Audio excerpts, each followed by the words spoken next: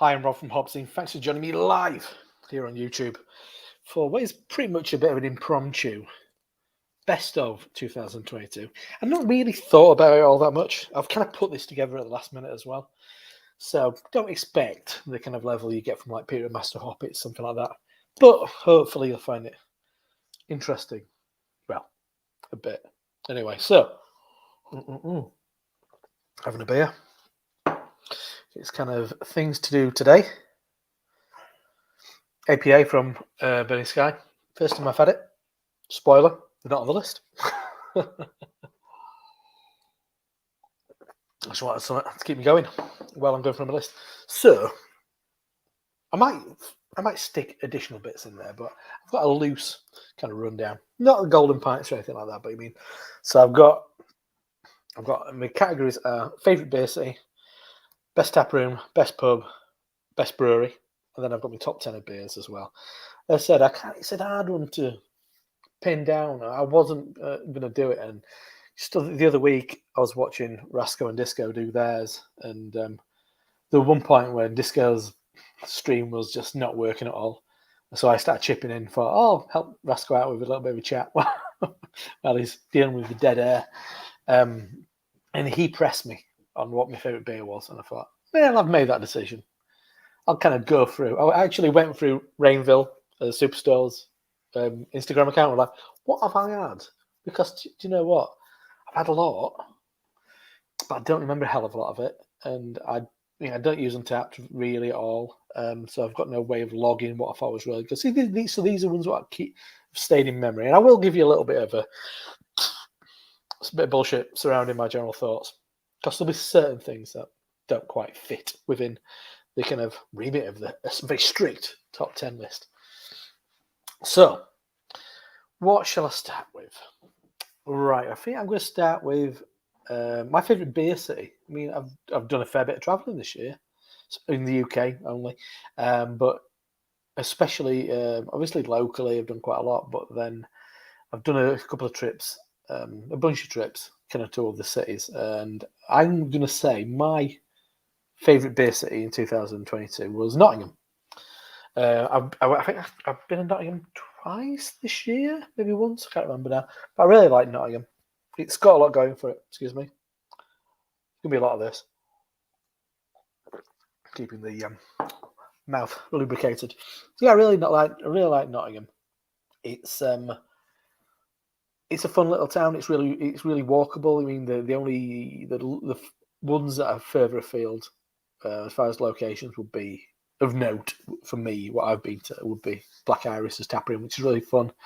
As I said, you've got some really good tap rooms. I mean, I really like Neo Raptor's tap room as well, but they've got a great set of pubs as well. Off top of my head, Keen's Head is a great pub. I love it. It's a Castle Rock pub, but you'd never know. Really enjoy the barley twist near the train station. First time I went to the Vat and Fiddle was the last trip as well. That was fun. Yeah, we've had 2 trips this year. Me and Becky have had 2 trips to Nottingham this year. It's been fun. Where else? Junkyard. I do enjoy that. Where else? Down there. Oh, Partisan Tap, King Billy. I mean, it's endless. I mean, there's a load of pubs in Nottingham. As I said, there's some great tap rooms.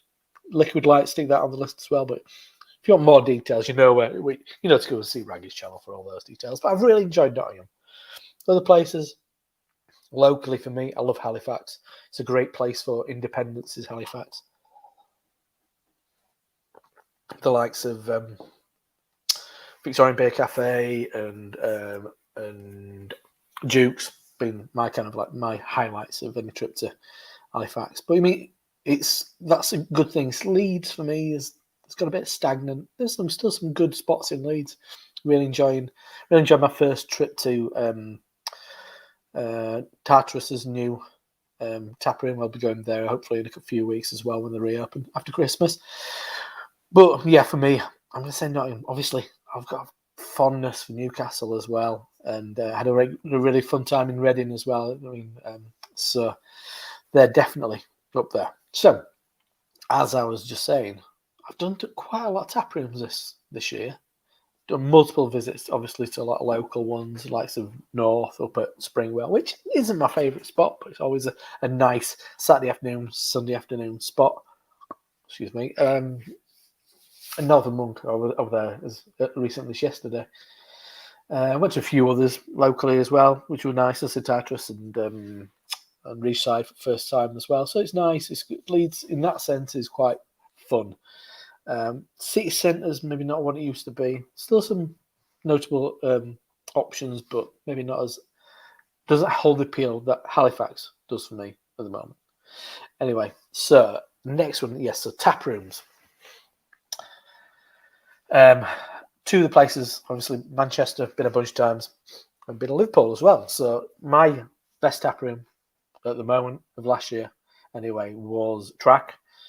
Track's a fantastic tap room. When did me and Peter do our trip? Was that early last year? It was fucking freezing. They don't have any heating, but I love Track's tap room. It's got a real nice feel to it. I'm a big fan of their beers. Bit of a spoiler here. I don't have any Track beers on my top 10, but more about that in a while. So yeah, Track's tap room, great tap list. Always got a massive range from pales, some great lagers, loads of IPA, a couple of pale ales usually, some decent cask on it. Always got Sonoma, load of IPAs, double IPAs, triple IPAs. Usually got a couple of big old Imperial Stouts on. So always like my time at Tracks. And I mean, food's usually really good as well. And it's in a great spot. So you can't go wrong. I mean, you've got Cloudwater over road. And you got our next, one of our runners-up, Sure Shot. Just down the road. Sure Shot only opened at the start of December, I think. Or the end of November. Very good, though. One of my favourite breweries of the year, Sure Shot. I think they debuted in 2022 as well. I mean, quite a brave move for James to open a brewery at a time like this, but it's been fantastic. And it's a really nice tap room. One thing that I really like about Sure Shot's tap room is that it's warm. And it doesn't have those rickety fucking tables and benches. And once again, the range of beers is really good. I've been a couple of times now, and obviously leaning towards hoppy stuff, but lagers, stouts, you can't go wrong. And it's just around the corner from Manchester Piccadilly, so not far away at all. And just down the road from Track and Cloudwater, so you can't really complain about that. Just got a couple of comments I'll just run through. Just to break up the spiel. So I've got Lou John, check him out. Food, beer and banter. Evening to Rob. Cheers, Rob, from Craig. Disco has a cabbage T40. Oh, really? Not sure what that means. Evening, Rob. Craig H. Where Tatra Space? They're up. They're where North used to be, just like Sheepscar. Do you know that little industrial estate? They've taken over North's old spot, so definitely worth a look. Tatra's fantastic brewery. Tap room is going to grow quite quick. Yeah, I really liked it. I mean, their beers I've not drank a hell of a lot of because a lot of their stuff is either a bit weird or massively strong. It seems like, and they're quite expensive, so it always seemed like a bit of a stretch. And then discussion the other night about allocation of tap rooms where I am, all the local tap rooms. So industrial estates, yeah, mate, I've travelled all around the world to a variety of industrial estates and got disco. Your ears must have been burning. I'm saying I'm doing this because of you guys, and Rasco pushed me on my beer of the year. Have a comment to join the stream. Yeah, well, there you go. So back to the old. I will periodically catch up with these things. As I said, it might be a bit of a ramble chat, but then again, I might be quite concise and I might be finished before I finish this beer. So, best pub of the year. It's a pub I've only been to once ever in my entire life, but it's a new one to me, and that was the Nag's Head in Reading. Fantastic pub. I mean, and a true pub in many ways. I mean, traditional in a lot of ways, but quite progressive. Ticked so many boxes, and it was was the end of a really fun day. For Becky's birthday, we took a trip to Reading, the exotic location of Reading, and with primary reasons to visit Siren and Elusive, which have both got fantastic tap rooms. Did it make my top 3? Oh, so what am I doing? I've missed my third, haven't I? And then, so let's go back before the spiel about pubs. I missed one. I said, this hasn't been planned. This is all very much flying by the seat of my pants. And that was Asvex in Liverpool. Asvex, fantastic stuff. Drank a lot of Asvex this year. Visited the taproom twice while we were there. Probably would have gone a third time, but I think they closed or weren't open by the time we were leaving. And yeah, loved it. Once again, not shitty benches and tables, unlike wallpaper tables. Cold as fuck, even though it was kind of June-ish. It was pretty cold in there. Really well located from where our hotel was. So once again, industrial estate, just at the top end of town. But that was a really fantastic time. Staff were really lovely. Beer. I mean, it was just ticking all the boxes for me because it was mainly IPA. Please go and check out my my video of that when I get increasingly drunk as the video goes on. It was after we'd probably been drinking for about a good 4 or 5 hours before I even got there and started and turned the camera on. But it was great. It was a really fun time and some wonderful beer. So yeah, that would be one of my other runners up for tap rooms. Anyway, back to best pub, Nag's Head, Reading. Yeah, so kind of trad, load of cask. The cask that was on, they were having a Thornbridge tap takeover when I went. Not the biggest Thornbridge fan really, but you can't quibble too much. You just don't drink Jaipur. It's not the beer that everybody thinks it is. Don't like Jaipur. But I did have a Thornbridge. But they did have. I don't think they had anything else as far as cask goes. But I mean, they had plenty of lines. So I'd love to go again and go on a date when they haven't just got a load of Thornbridge beers on. The keg was primarily double barrel, but that's not a problem. Paid a visit to Double Barrel's tap room while we were in Reading as well, and really enjoyed that. Lovely tap room. It feels like the brewery was built around the tap, and it's quite nice actually. It's well worth a visit. Maybe don't go when it's really cold and really dark, and the taxi drivers don't want to drive down there because you might not get back, as we discovered.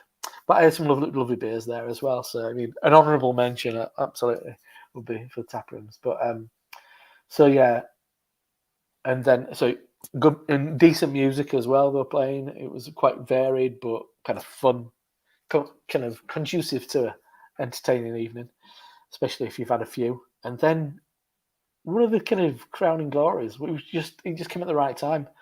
The food that they do, which I presume they do until quite late, cheese toasties. What more can you ask for? Decent beer towards the end of your evening, cheese toasty, good bit of music, good atmosphere. It would just add all the ingredients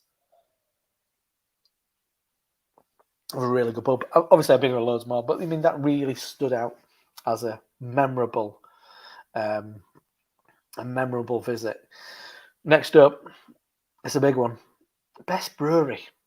It's not an easy one, but and I didn't quite. And I guarantee I didn't cut and paste this, but it's exactly the same as my tap rooms, as it turns out. Best brewery of the year for me, Track. But as I said before, I don't have a Track beer in my top 10. Maybe it's because nothing specifically stood out. Loads of wonderful double IPAs, a couple of good triple IPAs, some wonderful straight up IPAs. I've had a bunch of the, I forgot what it was called, the collab they did with Pellicle recently, West Coast IPA. Lovely. One what just missed off the list because I didn't think it just seemed important enough. Which they started doing a range called Dreaming Of. It's a kind of a showcase of a single hop, and that was the one that I would have put on my list was the Dreaming Of Idaho 7. Absolutely love that. Has some great pale ales from Track as well, like the collab with Chain House, that was really good. Collab with Glass House, that was really good. Collab with anything with house in it, always been really nice. But I think that's it, because I buy pretty much 90% of what track make. They've all just kind of disappeared into a lovely designed kind of abstract pattern of tasty beer. So I don't specifically remember one beer that stood head and shoulders above the rest, because I think just the consistency of the brewery is fantastic. Despite that birthday stout, not good. I've not posted that yet. Keep your eyes open for that one. I didn't want to post it before Christmas because I wasn't that fond of it, which was slightly disappointing. But all in all, absolutely love track. Runners up, as I said, same as the tap room. Sure Shot. Drank a lot of Sure Shot this year. Once again, probably 90% of what Sure Shot have released, I've drunk and really enjoyed it. Once again, loads of IPAs, I think, is where, for me, they find that sweet spot. Some good double IPAs. One of the more recent ones, the Catchphrase one. Great names as well, stupid names. And I've had a bunch of them.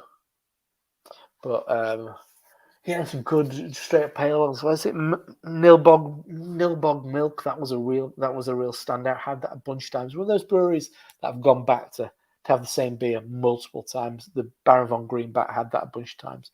Just a brewery that I've gone back to time and time again. Doing a good range, but doing this kind of beer that I like: pale ales, IPAs, the odd double IPA, which has been a nice one. And I'm going to say, I mean, and there's, once again, it's the commonality from Track to Sure Shot to Azvex. Once again, it's that consistent release schedule of good quality stuff. Loads of IPAs.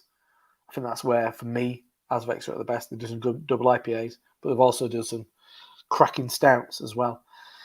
So it may seem boring, but I said I've not put too much thought into this. But I'd say the three breweries that I've drunk most of this year will be Track, Sure Shot, and Azvex. I mean, there's a bunch of breweries that haven't made the list, but I would definitely say they're worth mentioning. The likes of Polly's. Drank a lot of Polly's, especially if I pop up to my local bar, the Triangle, on a Thursday night. I'll often have a Polly's because they knock out some great lower ABV stuff. So I've had a load of Polly's, but haven't made the list.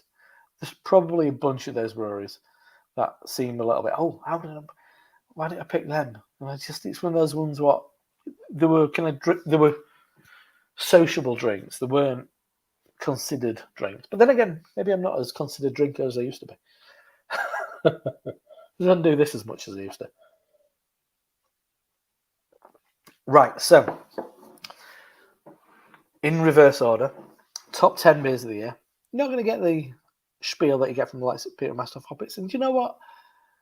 They're going to be anecdotal. I'm not going to tell you the ABV. I'm not going to tell you anything because I can't fully remember, and I don't want to spend my time looking at Untapped. I was going to, but I thought, I'll just talk about them. I'll give you the reasons why these beers have stood out for me in a variety of ways. Most of these beers I might have just had once. Some I've had multiple times, but they've all left an impression on me. So, number 10 for me was Alpha Kappa from Coastal Brewery. It's a West Coast IPA. I think it's about early, like 7.2, something like that. Fantastic West Coast IPA, and it's probably the most authentic West Coast IPA I had in 2022. We mean it's a rarity you get a good West Coast. This is West Coast, but this is a pale ale at 4.8. I think Burning Sky do decent West Coast, but Alpha Kappa from Coastal was the most notable one. That was it. I've only had, I think I had one half of it. Wish I'd have had more. Hope I get to try it again. I will definitely be kind of visiting Coastal Tap Room a lot more. It was at their tap when I drank it on keg, just on a Sunday afternoon. I think it was Sunday afternoon, maybe Saturday afternoon. And it's the most authentic expression of West Coast I've had this year. It definitely had that So I've got a bit of a clicky jaw. It sometimes feels a bit tense. Sorry for being weird.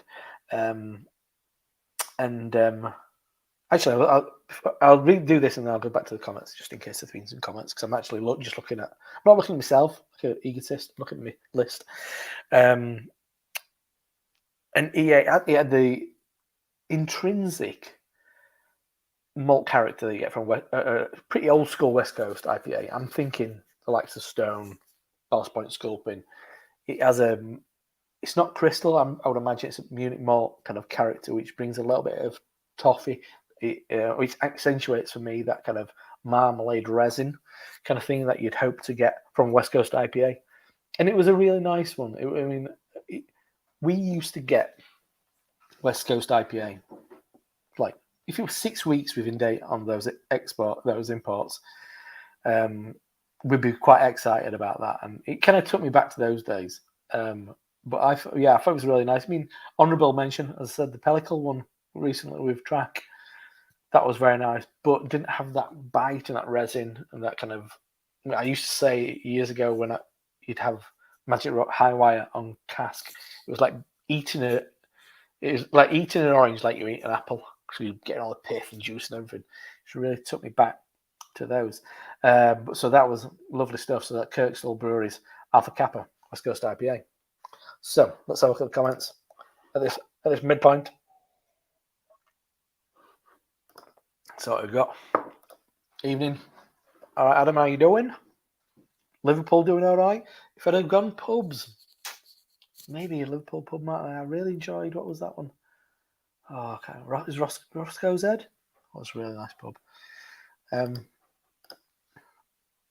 I love your cabbage, T40 Disco. Not sure about your potato router. Yeah, it's a terrible connection. I always go to Asvetus with my coat on. Yeah, I know what you mean. It's tap rooms for you. Pretty cold, aren't they? Pete's Place over the road, premium as well. Yeah, I had. I think I only had pasta from there. It was very nice then. Pissed up pasta. Lord Marple's Cass, a million times better than Jaipur. Wow, I've not had Lord Marple's for a long time. A lot more of a multi beer, if I remember. We've got here then Angus McLean. Happy to keep up the good work, man. Has really helped me personally educate myself. Oh, that's nice. I mean, sorry that I'm not as prolific as I maybe once was. I can't see that changing, to be honest. I've got a new phone, so it'll look better. But I need a microphone. I don't have a fucking earphone jack for all my mics. Yeah, gotta figure that out. But we'll be back on it soon. I guess thanks for tuning in. And the next big thing, which I'll probably post next week, is my visit to Sure Shots Tap Room, which was on my runners up for Tap Room of the Year. And go and look at my video what I did with Peter at Track. I don't know if it was this year or last year or year before, but you can get a look at my favourite tap room. There we go. And then go. Yeah, Adam says yes. IDL 7 was good. Interested to try Ella when in February. Absolutely. All right, there you go, Rory Lee. Definitely going to go back to the Nag's Head when we go to Reading. Only been there once before. They do brief risk it out for food. Oh, mate, saying all the right things, Rory. Yeah. Cheers, everyone. Everybody's going to say, yeah, Roscoe's Head, Roscoe Street, brilliant pub made it. Nuts. Is that the one I was thinking of? Got a weird little roof terrace. Had some good beer in there.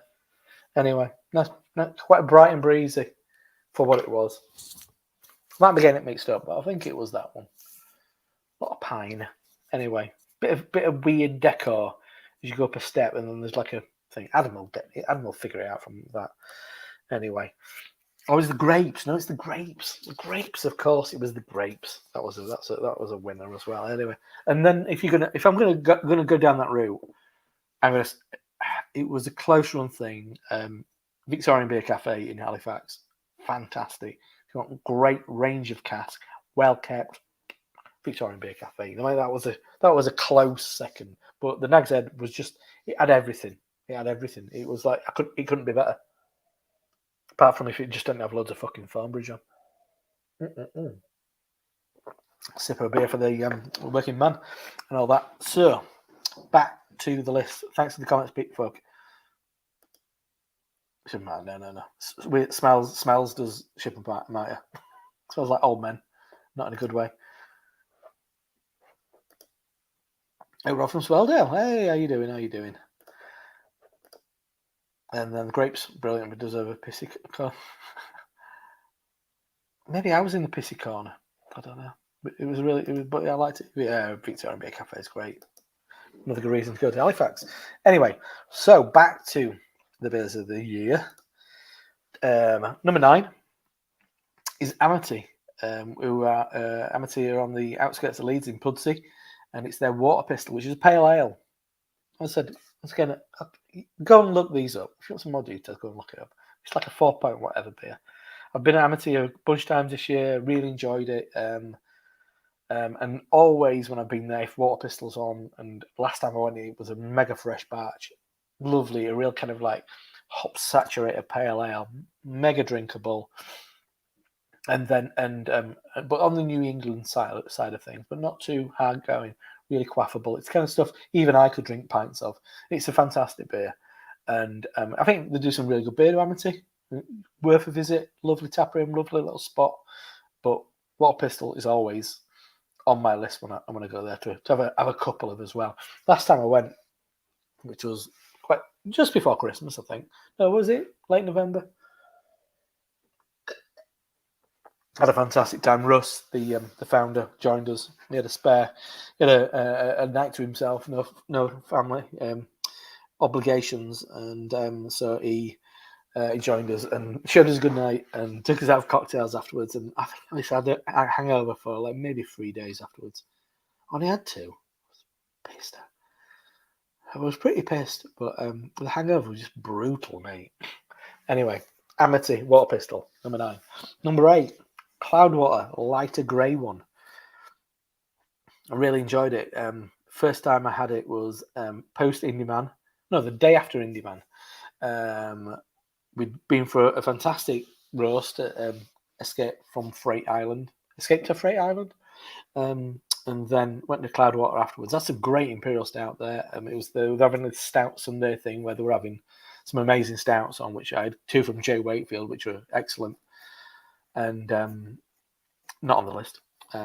Too much of Fleet. You can't have a third, can you, really, and say it was your beer of the year? But they were great, and they were doing kind of local kind of baked goods, like I had a brownie with it, and it was amazing. But the beer that stayed with me from that day was a lighter grey one, which so they do a double IPA called the light grey one. It's got a picture, it's a couple of dogs' legs is the can art photograph, and this is a lower ABV one, which was absolutely stunning. Super drinkable, just my kind of beer. Respectable ABV, but loads of hop flavour and aroma. And I had it a bunch of times. I bought cans a bunch of times, and that's that will be pretty much a running theme for a lot of these beers. And I said that's why the beers have either left an impression on me, and sometimes had multiple kind of repeat visits. And next one, number 7, another local one, Northern Monk. Once, twice, 3 times a Dreamline Whale. There's one of their birthday beers this year. Absolutely stunning. Collab with, was it Vitamin C, Finback, somebody else, maybe other half, maybe. Can't remember. But that was absolutely cracking. Potentially one of there are reviews of some of these beers, and that's definitely one that you can find on the channel. Probably one of the best IPAs I've ever had from Northern Monk. That was an absolute corker. Anyway, sip of beer again. Number 6. It's called S'mores from Funky Fluid in collaboration with Nerd. So Funky Fluid from Poland, Nerd from Norway, Sweden, Norway, Sweden. Yeah, Sweden, isn't it? Fantastic. Both do the Nerd, especially, do great stouts. Had some nice stuff from them this year as well. Fold being the kind of most memorable one. But anyway, that's some great stouts from Nerd. But so this was called S'mores. Was it cacao, graham cracker, marshmallow, vanilla, Imperial Stout? Had it a few times. Had it at Bunkers Hill on draft in Nottingham. And then I hope, well, if we've got some cans still at the Triangle, I might buy one when I'm back in the shop next week. And I had it then for a second time on draft with Adam, the Victorian Beer Cafe for their Back in Black Dark Beer Festival, which was a fun, lovely afternoon. Me and Adam just sat in there working his way through a variety, a plethora, a smorgasbord of dark beer of all types, but that's really stood out. But that was lovely, big, thick, sweet, unctuous Imperial Stout. That was an absolute cracker, was that? Definitely worth checking out. Keeping your eye on both of those breweries. I think they're doing some interesting stuff. Anyway, but I mean that got me reminded me of a beer that I didn't make the list, but it was definitely reminding me of because I had it on the same day when I met Adam that time in Halifax. Stoutzilla from Unbarred could have easily been on the list. Could have swapped places with that, to be honest. Very good. Also had the Grumpy Goat in Reading. Great beer. Once again, one that I might be digging around, see if any online shops have still got cans of it. Well worth checking out. I'd go the straight up one more than barrel aged personally, but lovely stuff. Anyway, top 5. Yeah, it's getting serious now.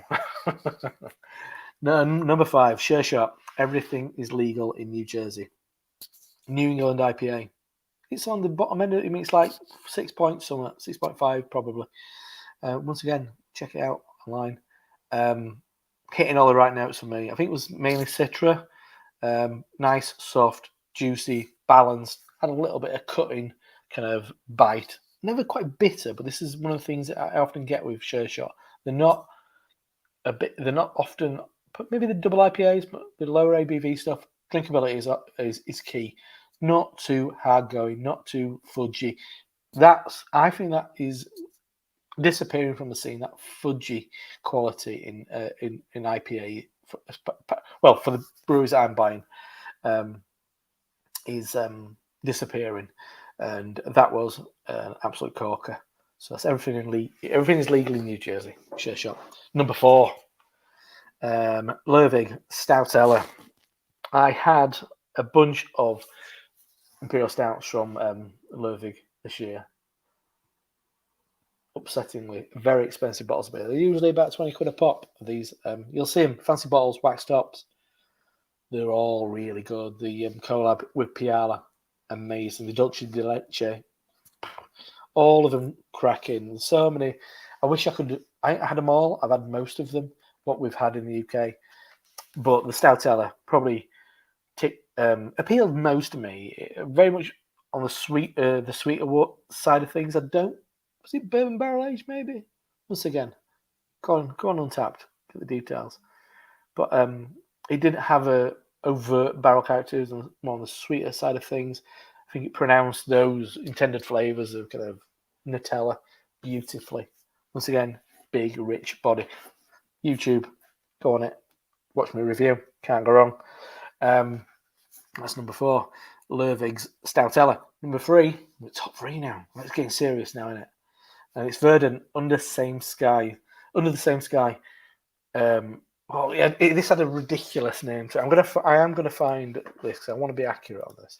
So, because it had a silly thing, Verdant Under the Same Sky.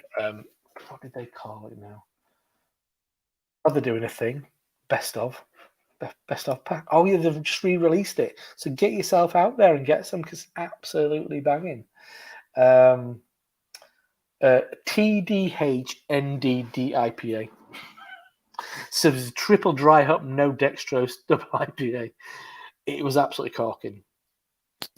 Peter Master of Hoppits uses this kind of hop saturation kind of like term, which I really agree with for this, and it's an absolute cracker. 8.5, just absolutely banging. Not a cheap beer at all. Doing a 6-pack, 42 quid. It's tempting. But yeah, absolutely stunning. A weird pink label with like a stamp on it as well. It just worked really in so many ways. I really enjoyed it. Even though its price was one of the most expensive beers I bought, one of the more expensive beers I bought multiple times anyway.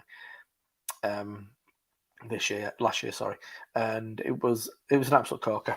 So get on there and get that rebrew of that, because it's often these beers of the year.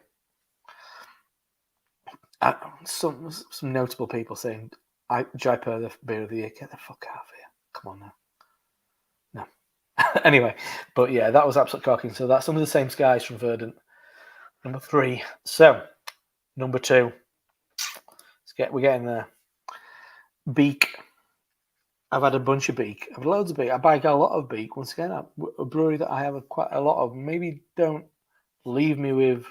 I had one last night. I can't remember. I think it was called Curtain. That was nice. But they often don't leave me with much of an impression. But this did, and this was called Snoop. It's pale ale. I can't remember the ABV. Go and check it out. 5.2, something like that. But the entire thing with this was it was a pale ale, but they hopped it like an IPA, and it was stunning.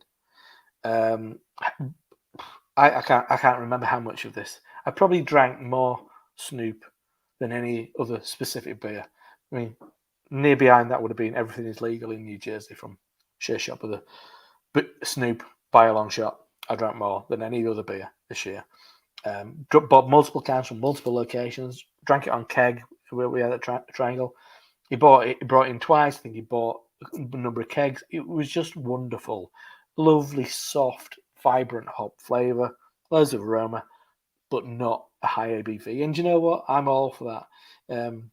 Watching Johnny and Brad doing their kind of recommendation with their kind of forecasting for next year, what's going to be big 2023, and they said you'll see less double IPAs and triple IPAs now, and I'm all for that.